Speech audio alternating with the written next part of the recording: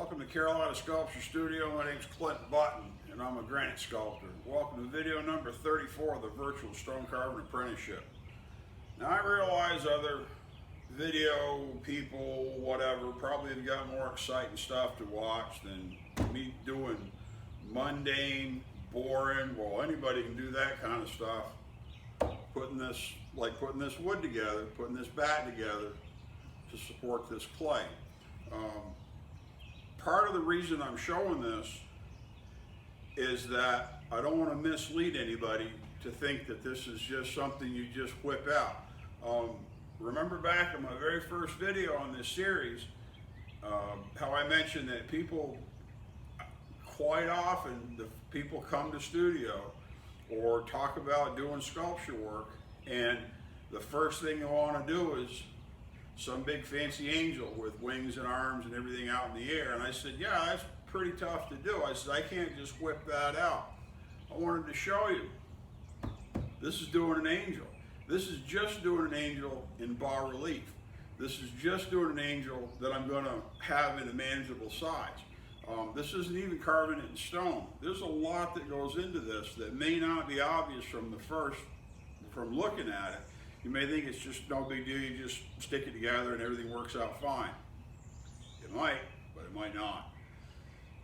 So I'm going to start wedging clay up on this bat and try to put it together. Now it would be nice if I knew exactly where everything was. It's real easy if you're doing a full round piece because you don't have anything behind it. You could put up a skeletal armature, whether it's pipe or whether it's wood and it's got wires and crosses or butterflies or whatever you want to call them to do all your support.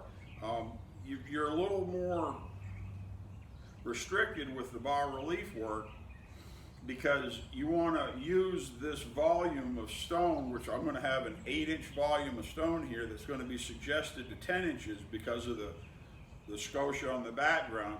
I'm trying to make that look like an architectural feature that the angel is moving across. I want to go as deep as I can on it so that it looks like she's real, but that she's not buried in the stone or part of the stone. And so it's a little trickier. So I won't be able to just put together a quick armature or skeletal structure. I'll do a combination of that, and then some of it will be modeling, some of it will be more or less carving the clay, which is frowned upon by certain very strict art people, I understand. But those very strict art people usually don't do this part of it. They usually can't. They have a little concept and they forward it to somebody that knows what they're doing, like me, that has to translate that into a real world result so they can take credit for creating it. So I'm going to show you all the steps involved in creating this. So just be patient and bear with me. We've got the clay out here, a couple of buckets. I don't know, I may need a third bucket. But all this clay is plastilina. This is old Roma that's been wedged up. I've got a long video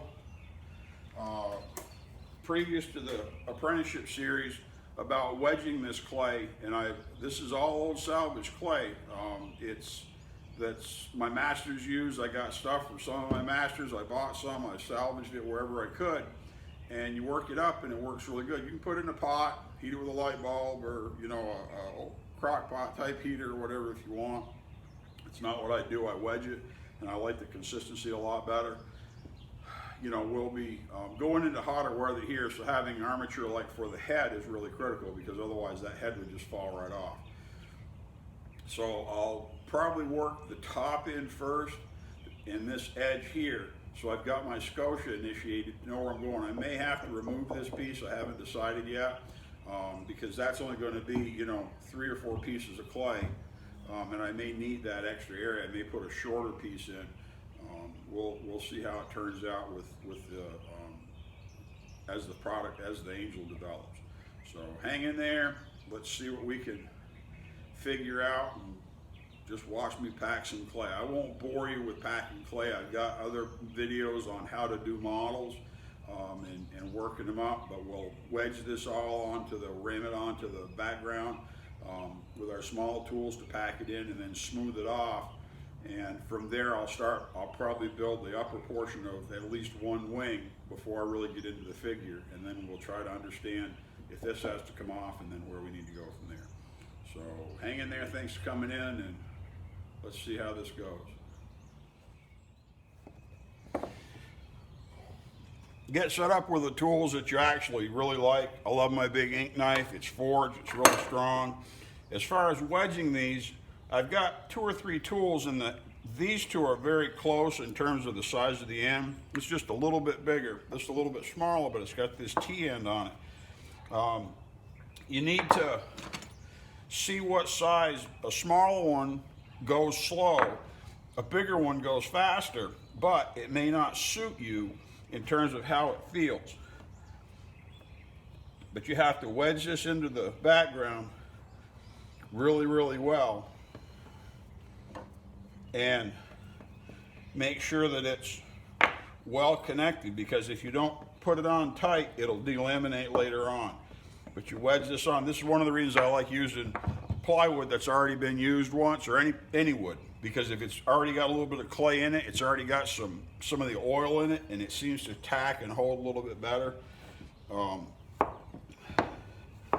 I like the way my clay is wedged, because it's a consistency that I'm used to, and anything you can do to make it consistent so that it's the way you're used to dealing with it is going to make a big difference in your rate of progress when you're working. So try to make things the same.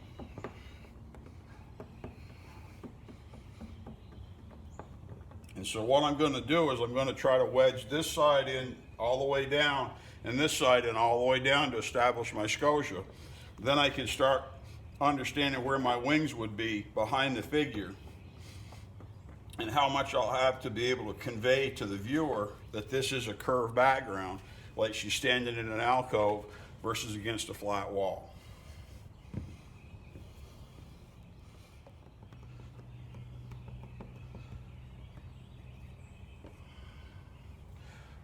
Now that both sides have been tipped, I've got about a 45-degree fill on each side. What I'm going to do is I'm going to go ahead, I'm going to screed this and try to get it pretty flat, pretty even all the way down.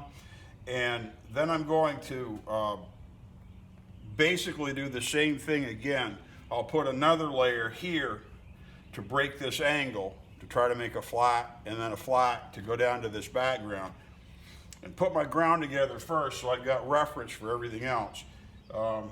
It would be far more romantic, and I could look like I was struggling, and we could stand this up, and I could be doing this standing up. I've got a lot better muscular leverage pushing down like this to wedge this on, so this goes a lot faster.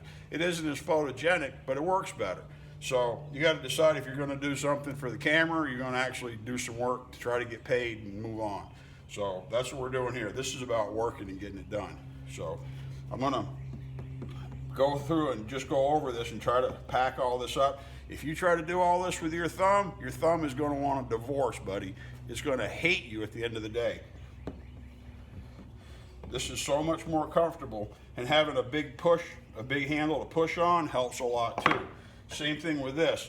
The big benefit of this knife isn't as much the stiff blade, it's the shape of that handle to push on, because a round end like that, or I think there's another cheap one here somewhere, is nothing as comfortable as that big wide flat end in your hand. Oh, that's just nice, and you'll work all day and be happy with it.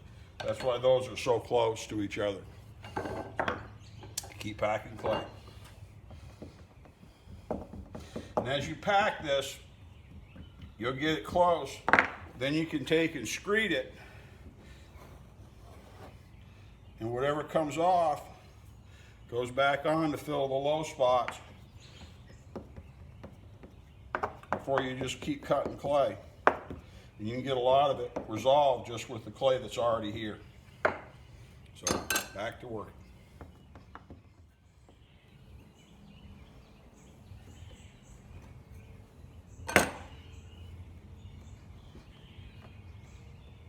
Some of this you will do with your fingers, but the majority of it, use a tool, and you'll be a lot happier at the end of the day.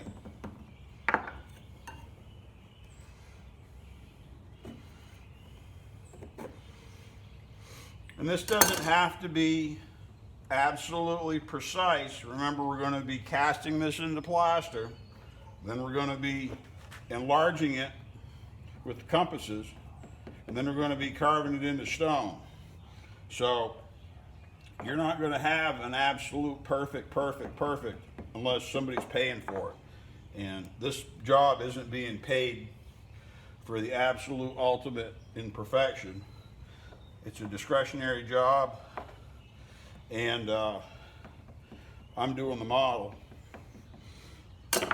So I'm more concerned with the proper profile of the model.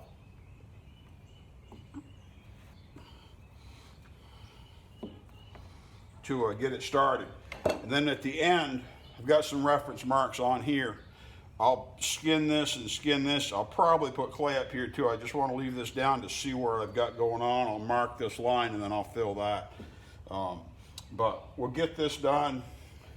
And after we put another layer here, I'll probably take just one of my scrapers and I'll just pull it just to get what I think it ought to look like, and match one side to the other. There should be a little bit of a vertical drop, just like a good niche, not this 45 at the edge of the niche. But I want it to have a little bit of a drop. We kind of got to play and see how the wing turns out, how it relates to that, to what room we'll have, because it theoretically, her shoulder is up in this area here. And so you've got a wing tip and the wing on the outside. So you're not going to see a lot of this background, but we've got to make sure it's clarified where the background is up top here where you can see.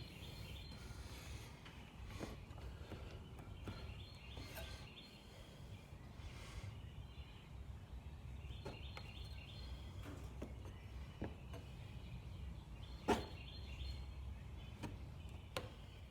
worked the transition a little bit, added just a little more material, and realistically, from about here down, you're not going to see any of this. So there's no reason to make this transition everywhere. Same thing over here. Her shoulder comes in and the wing's back there, so the wing's going to obscure all this. But we want to make sure we've got a consistent background to work with. So I'm just going to use a scraper that is kind of where I want it to be. I'm going to try to work both sides evenly just to get a nice curve going.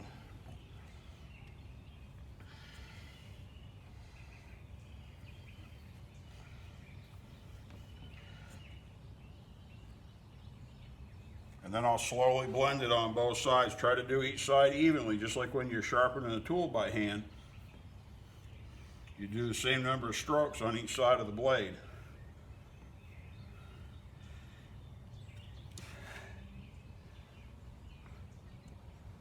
And you'll get some ripples. Go back in and smooth it up.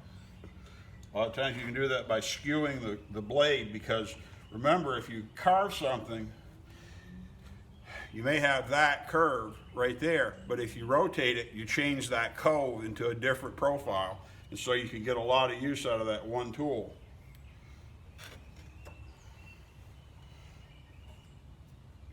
And what you'll find is this clay that you dress off like this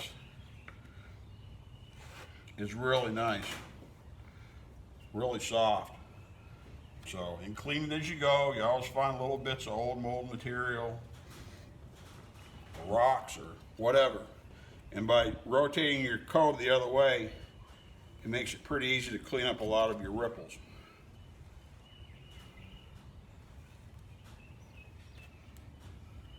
You have a pretty nice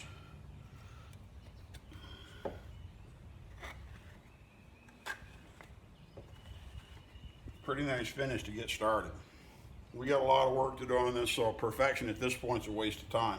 You need to get it pretty close, and we'll be cleaning it up. We'll get this really nice, and then we'll just keep going.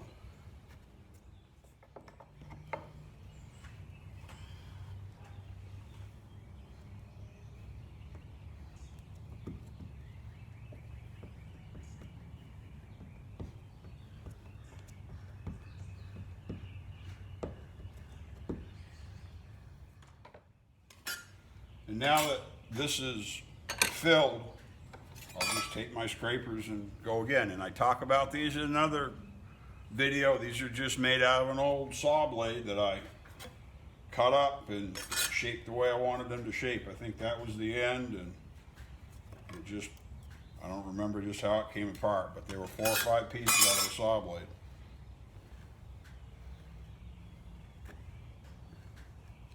Once again, scrape it one way, scrape it the other way, and you'll get rid of a lot of your ridges. It's a good time to clean your clay. Whenever you get stripes in your clay, it's because there's a piece of trash dragging along in it. So take out pieces when you find them. Work your tops down. And this only needs to go just a short distance down into the model to be back, to be smooth. This just needs to be packed because this is all foundation. Clay will build on top of this. With these, we'll technically have a little bit stronger support, because if we wedge some clay in between these a little bit, I won't go all the way to the background. I may even stick a piece of plywood down there if I've got one, just a loose piece. But to have this surface area here is more surface area to pack to than having just the background that's flat, so it can make it a little bit stronger. But we just want to get this organized up top here so we can understand what we've got, so we can start working on the other details. And I'll probably put the wings together partially and then finish them after I get the figure.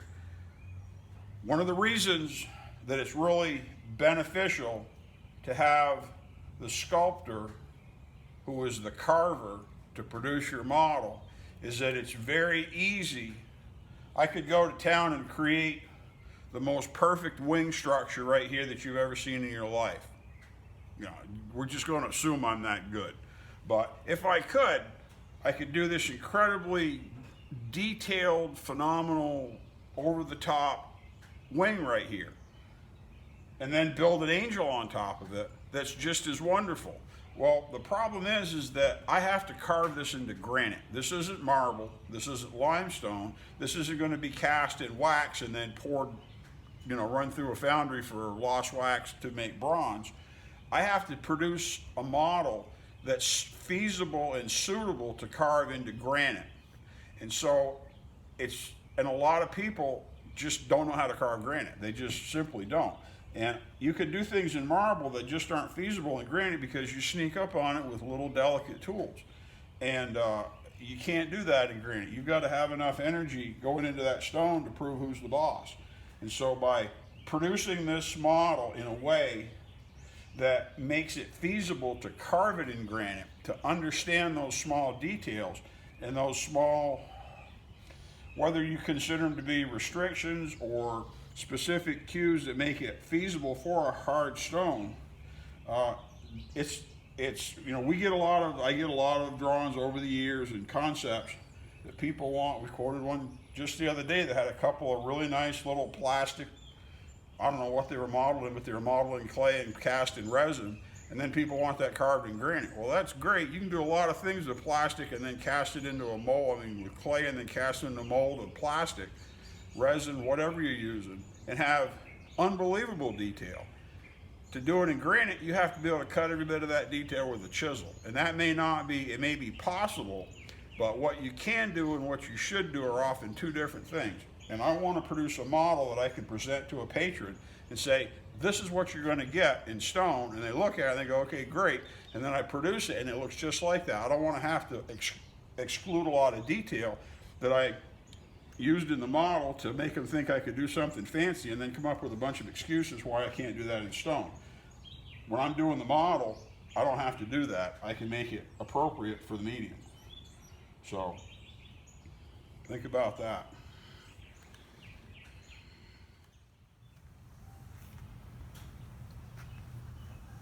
Now I've got a pretty decent scotia started, and this is all going to be obscured. The only part we're really going to see is going to be right behind her head and probably over here near the wing.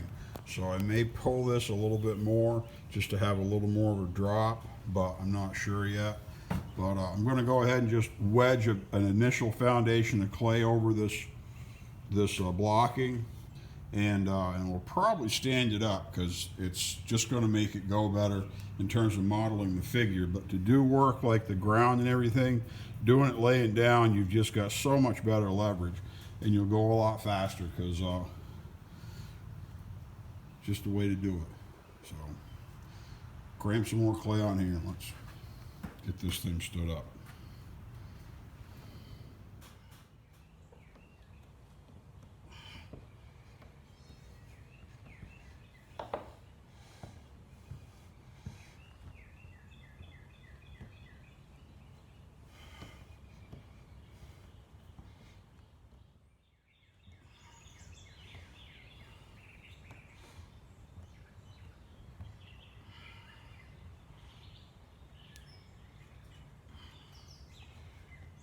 And that gets that all wedged up.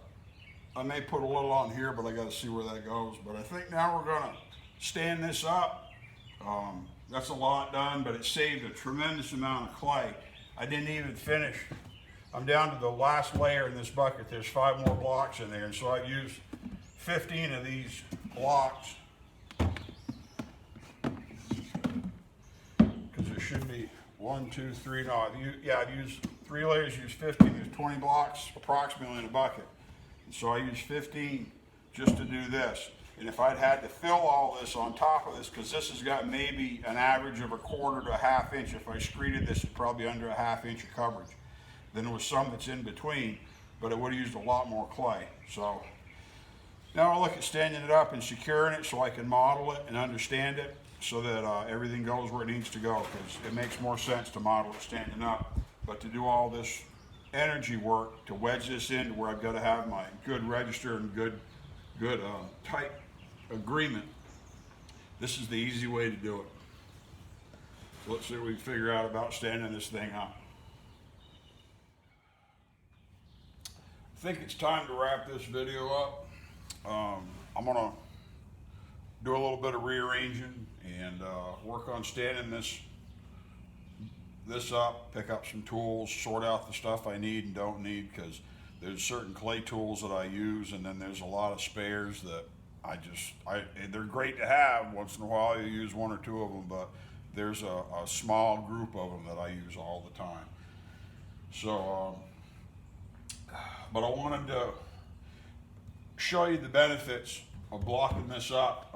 I did, for those that were paying attention, I didn't mention it, I did take out this one piece of 2x right here, and I may end up having to take out this one on this side. I'll see how deep I go. I really wasn't planning to dig 8 full inches down beside that die, and it's important to remember, this is just a model, okay? This isn't the finished job. If she's standing here with this leg, this hip thrust forward, abdomen, groin right here, and this leg receding, I can just produce a little bit of her foot here, and I don't have to cut this deep on the clay, on the plaster. I'm going to carve it in stone, do anything I want. What's going to happen as we enlarge this and we put this into the job, when you point with a pointing machine, you're looking for really strict accuracy. You're going to point, and it's a function of how many points you take and shoot or produce on the job as to how much or how little guessing you have to do between those points. Because if you honeycomb it and make it all really tight, then it's very easy to do very little estimating. With swinging the compasses, what we're going to do is we're going to take a number of points of major landmarks, high points, low points, and probably points of transition between those points, and we're going to shoot them. We won't shoot 500 points with compasses because it'll take forever. I mean, we're going to shoot a lot of points, but not hundreds and hundreds. On the face, it'll be very easy to take, a couple hundred points just on the face, sometimes just on the small part of a face or something like that. You can take a lot of points. So this will be used to accurately scale it up, and we'll shoot a number of points. And we got to talk about both the 2 caliper, 2 compass, and 3 compass methods, because you see the 2 compass method used pretty regularly if you find any content online. There's a few here on YouTube with over-the-shoulder views of some of the old guys in Italy swinging 2 compasses and bringing them together. And that works well, but there's some danger in that because of how things relate to each other. And you've got to make sure you're, sometimes they cross and they have 2 intersections because those spheres actually overlap. And if you, if they overlap and you've got a point here and a point here, you take the wrong point, you're in trouble. You got to pay attention. And it's easy when you start swinging stuff to get mixed up and how they relate to each other. So we'll talk more about that. We'll put some more example videos on, just like the compass and triangle videos. But first we're going to make this look pretty. I'm going to work on standing it up. I really don't want to obscure my full-size sketch. It's very rough. It's very rudimentary. I don't want that to overwhelm how this needs to look, but I want to try to make this look really good. So we'll see if we can stand it up in a way that it's still portable. I did bore holes in each side here of the 2x that runs behind this. I put holes in each side so I can put a connector there of some type to pick it up and move it with a crane.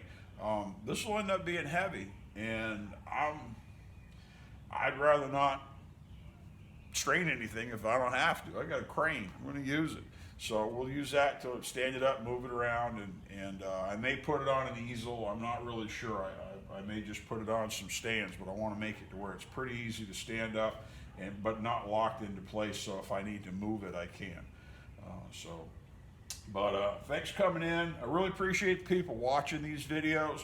I'm not going for 1 million views, but I watch, and it looks like about 30% of all my views on my stats, about 30% of the people are watching these videos all the way through. And that encourages me, because I'd like to think there are a core of people that are really trying to learn something, and that and some of y'all have reached out and gotten in touch. Pretty cool, man. If I can help guide you through some things, I will. But this is going right to the top of the ladder. The pointing machine, you know, we'll see. This is teaching you stuff pretty far out, pretty advanced to learn right off. But I want you to start thinking, basically, because this is really complicated to do the compasses and everything. And I kind of want to shock and awe, make you realize that this is really complicated and you need to be able to do something. The relevance of squaring a block of stone is really, really relevant, because you'll learn about points and elevations and how to set things up like a pointing machine from using something like plumb blocks. And you can go make a pair of plumb blocks out of a little piece of 2x4, and it's not going to cost you anything. And you can go ahead and practice, and you'll start understanding the relationship between elevations and measurements, and that's going to translate into the relationships between your foundation points and how you're shooting a point, how those radii interact, how those spheres interact. And that all goes back to that square in a block, using some plumb blocks to make a panel. And then you'll also have the experience of, you know, if you're using tools like this, whatever tools you're using, if you use them to square a block up, you'll understand them a lot better. So thanks for coming in, man. Appreciate it. And we'll wrap this video up. My name's Clint Button. I'm a granite sculptor here at Carolina Sculpture Studio with a Virtual Stone Carving Apprenticeship. Thanks for coming in.